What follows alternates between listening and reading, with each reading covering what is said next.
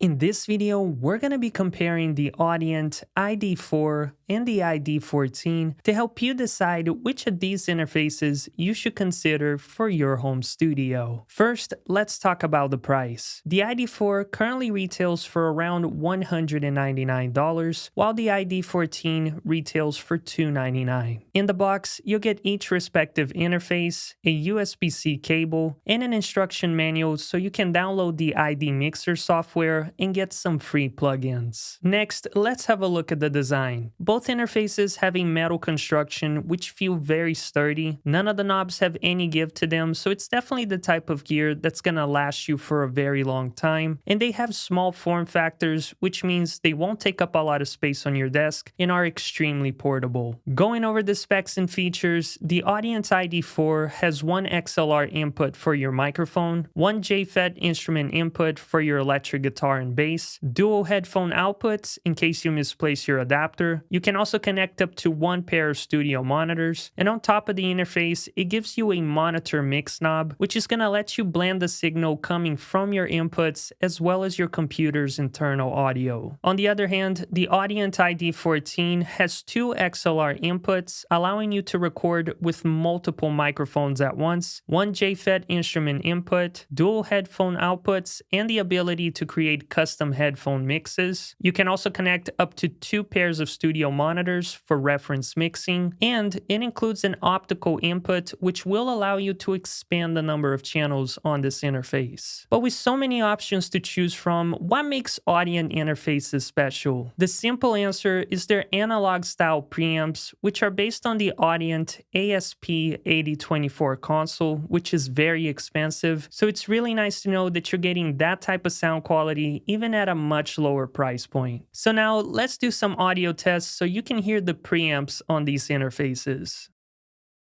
You're listening to the Audient iD4 4th generation condenser microphone being connected into my Audient interface, and this is what it sounds like. Now you're listening to the Lewitt LCT 440 Pure microphone, and this is what it sounds like when connected to my Audient interface. This time, you're listening to the Shure SM7DB being connected into my Audient iD series interface, and this is what kind of sound quality you can expect out of this setup.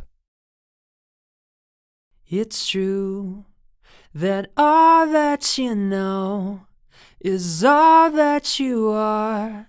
You say that it's all that you want and more.